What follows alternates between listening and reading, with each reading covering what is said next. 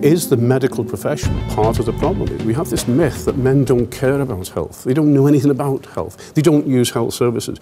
Actually, men do care about their health. The problem is the services that we provide never ask them what they want. We simply give them what we think they need. But I think we have let men down. I think we have not given men the service which is tailored more to their needs.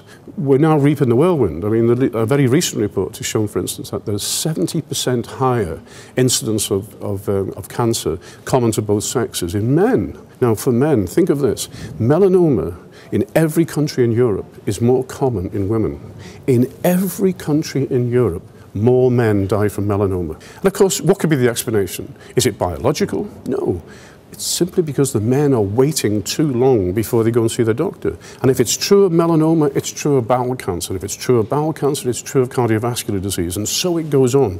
And now what we know is that this late presentation is contributing to the difference in mortality rates. There are very few areas of male interest. Sport, sex and boobies, and extremely weird stuff like elephants. Because your area of interest happens to be prostate cancer doesn't mean their area of interest is going to become that. You have to work through what they're interested in to get to the message you need to get across. Men always communicate through humour, however they're feeling underneath. If you have no humour, you won't really engage with them. Men change dramatically between their young years and their mature years. So Nuts magazine, those readers are tough, cold, they're going to live forever, they're very brave, they're going to run their cars into walls, they're going to cut their hands up doing DIY incompetently. Older guys become sensitive, NAMBY creatures with children, with ill parents, completely different audience. Think about this, never think of men as one group. They're very, very divided up and they're very, very different people. Hope that's of some help. Thank you very much indeed. I'll say I was taught very well by Phil Hilton, because all of those points that he mentioned we have now incorporated into the material that we produce for the Men's Health Forum. You'll be seeing some of the little manuals that we produce as well. And humour is a very central part. I don't think any of you here can think of a joke about ovarian cancer or breast cancer. You know, I'm sure you can't think of one. But men actually do use dark humour when they're talking about health issues. Are there any other comments at all? No, come, go ahead, please. I think actually we ought to turn it on its head. We're all agreed that men do not go into places where women frequent and where there's lipsticks being sold and things like that. Why don't you take pharmacy into the workplace and have a pharmacy session? We need to take things to where men and boys are at and design it in a way that's attractive to them. So why not use those facilities? And just on the thing about comedy, we actually use stand-up comedian John Ryan in the workplace, in pubs, in clubs, and he is very hard-hitting, and he really tells them that he's there to give them a better sex life. Then he spends the whole evening telling them how they can go about it. So everything you said is true, so why don't we do it? If we think actually what we've got to do is change men, we're on for a loser. We may yet see change, but change comes over time. It's a slow process. And it takes a long time to get rid of that schoolboy socialization that laughs at you when you own up to having some kind of a problem. So what's happening in schools? How are we educating our lads to be able to use services? How are we working with the different communication sectors? How are we working with the pharmacists to get there? And then how do we get into the workplace?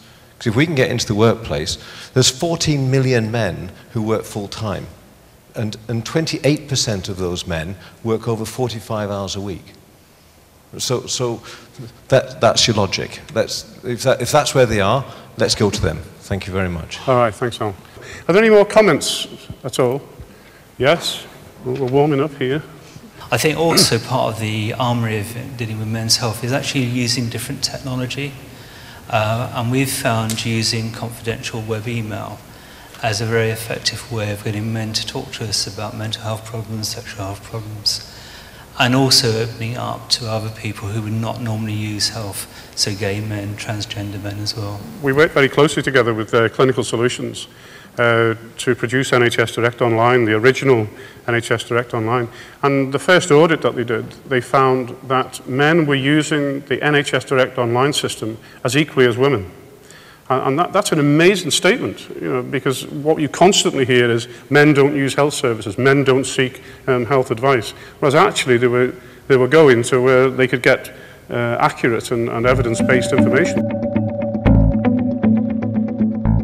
If it was simply genetic, the ratio between the life expectancy of men and the life expectancy of women would more or less stay the same. But what we find is that the ratio changes enormously as we go from country to country. And the countries with the most deprivation very often give us the biggest difference between the life expectancies. So why is there this big disparity? What are the diseases that health professionals are seeing? Yeah, well, without doubt, the cigarette is still the greatest, if you like, cause of death, with cardiovascular disease and all of the things that then surround it. And what we do know is that the cigarette smoking, for instance, and cardiovascular disease is not uniform across the globe or even within countries.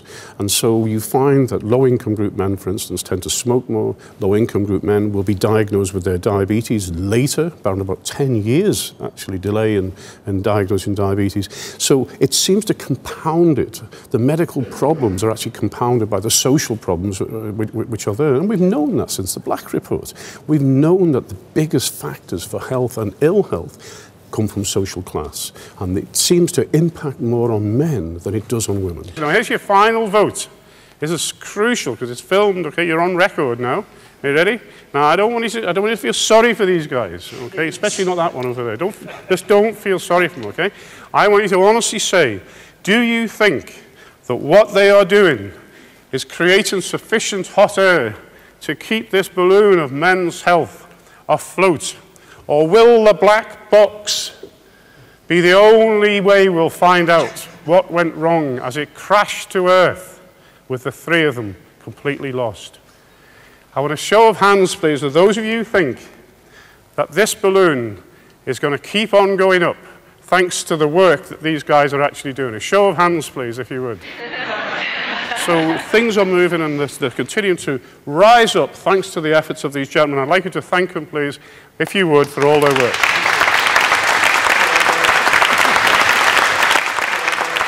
Well, Ian, lots of people turned up to that debate, and I'm sure it wasn't just to see you in your Biggles outfit. How do you think it went? Well, for me, it went very hot indeed inside of the Biggles outfit, but I thought it was very successful. I was particularly impressed by how they worked as a team together. To see how each could interact, the media working with the pharmacist working with the occupational health. I thought that message came across very clearly. What happens after this week? Actually, this week is just the launch of a continuing programme of research, of working with the department, working with occupational health, to look at how we can improve the health of men through the various strategies that we discussed today. So it's not just a week. You're going to see this go on for years and years to come yet, of working in collaboration to improve the health of men and their families.